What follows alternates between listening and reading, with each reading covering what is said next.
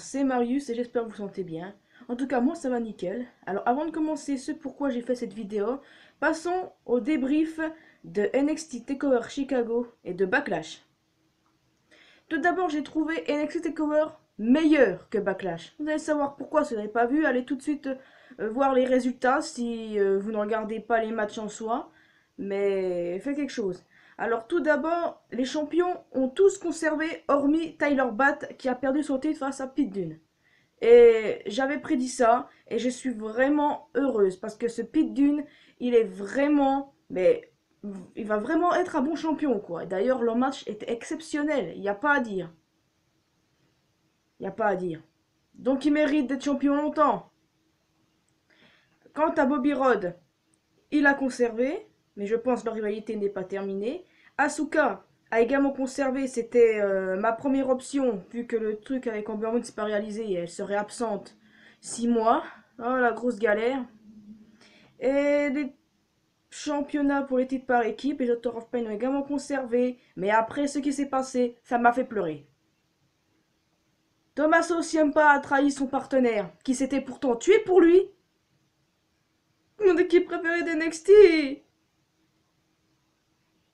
Bon, tant pis. J'ai plus qu'à... Quand on s'en prend à mes bébés, je me sens pas bien. Bref.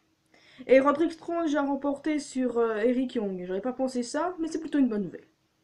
Quant à Backlash, j'ai beaucoup moins apprécié pour une bonne raison, c'est qu'ils ont osé mettre Jinder Mahal en champion.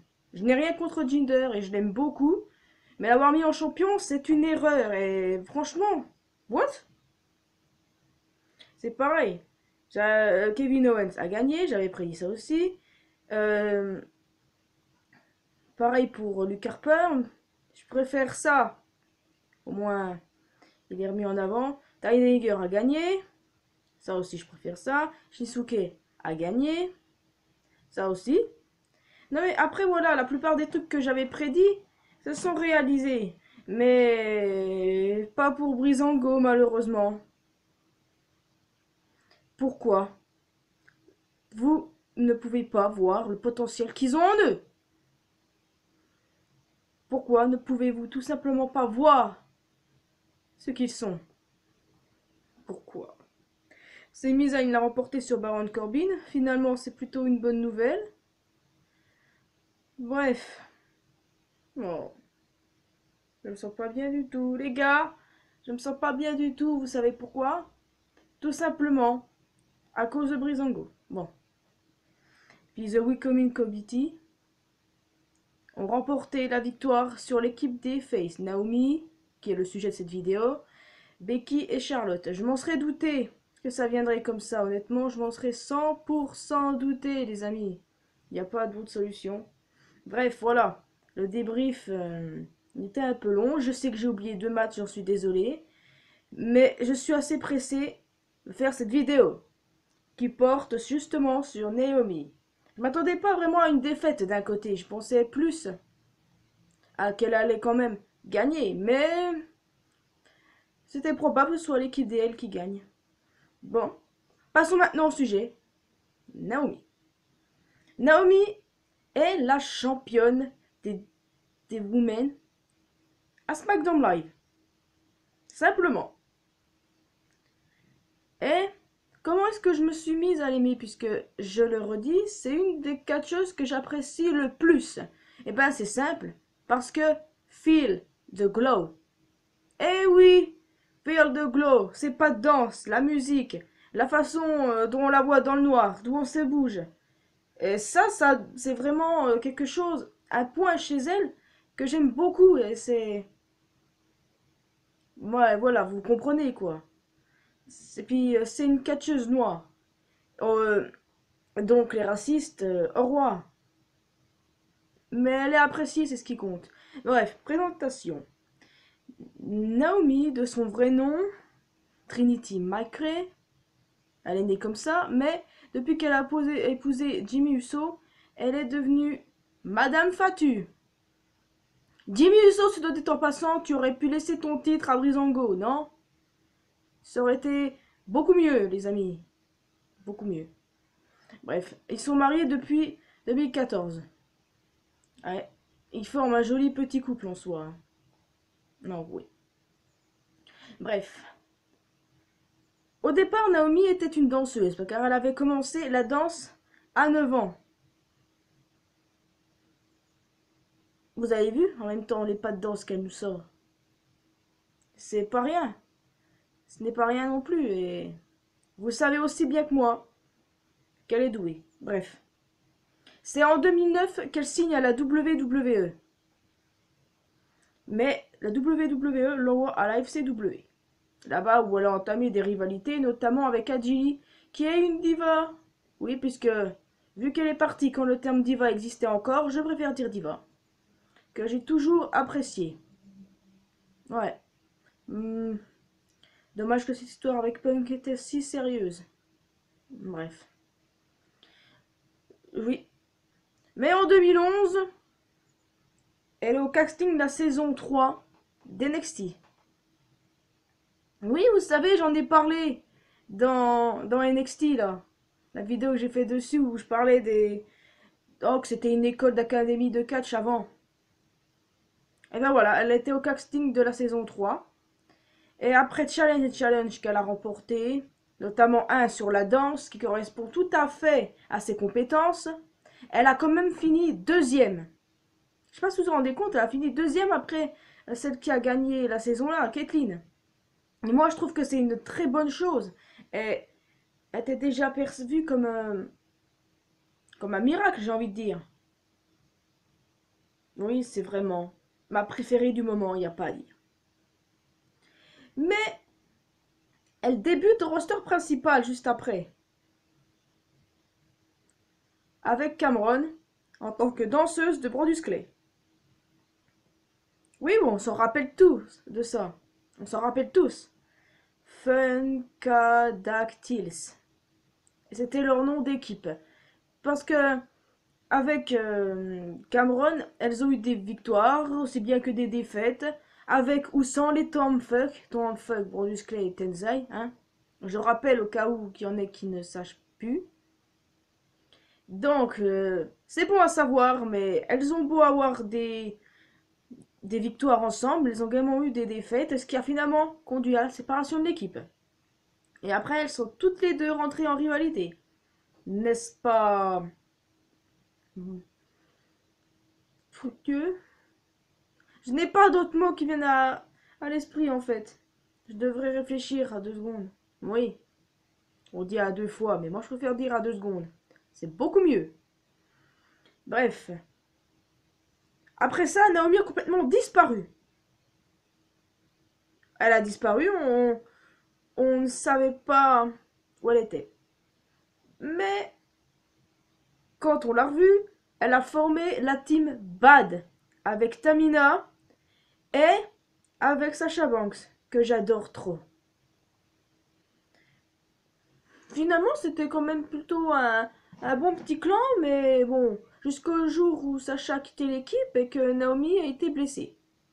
Après, oui, elle a disparu, mais entre-temps, ce qu'elle a pu faire, c'est le tournage de The Marine 5 avec le Miz, Maryse, Curtis Axel, Bo Dallas et Heath Slater. Je n'ai pas encore vu le film, mais j'ai vraiment envie parce que les précédents étaient bien, notamment le quatrième, alors j'ai bien envie de savoir ce qui va se passer. J'attends. Et elle a également tourné dans quelques épisodes de Total Diva. Personnellement, Total Diva, ce n'est pas euh, le truc télé-réalité que je préfère. Je n'aime pas du tout, au contraire.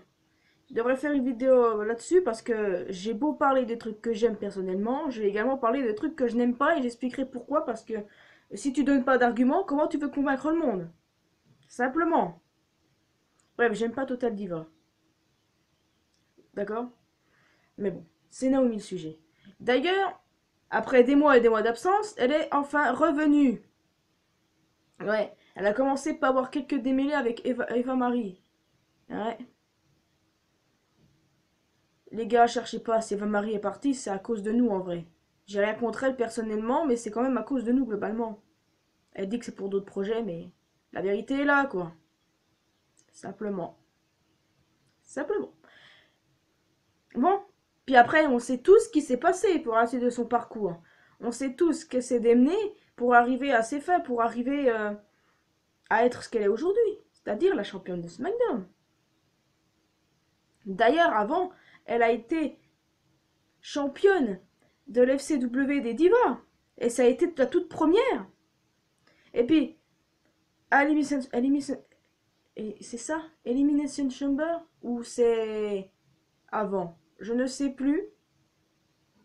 Bref, elle a gagné face à Alexa Bliss et est devenue championne. Ensuite, elle a été obligée de rendre son titre sur blessure, mais elle a pu le regagner après. Donc, vous voyez, pour moi, le mérite clairement. Maintenant que j'ai fait à peu près une analyse sur son parcours ainsi que sur les championships qu'elle a gagnés tout au long de sa carrière, même si je souhaite qu'elle en gagne d'autres, en même temps, à part le championship féminin, qu'est-ce que tu veux qu'elle gagne? Ben, qu'elle reste championne à longtemps. Hein. Qu'elle reste championne longtemps. Ben, qu'est-ce que je pense à propos de Naomi? Eh ben, simplement que je l'adore. J'ai pas d'autre mot. C'est juste. Je vais être honnête avec vous. J'ai vraiment commencé à l'apprécier comme il se doit quand elle est revenue. Feel the Glow. Oui, quand elle est revenue après le tournage du film The Marine.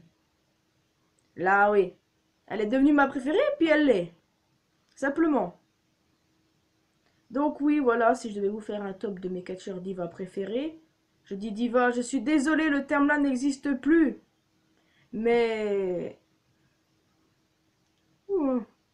j'improviserai. Bref. Elle est talentueuse, elle a tout ce qu'il faut là. Et puis, c'est l'une des catcheuses qui a débuté directement à WWE sans forcément avoir été ailleurs.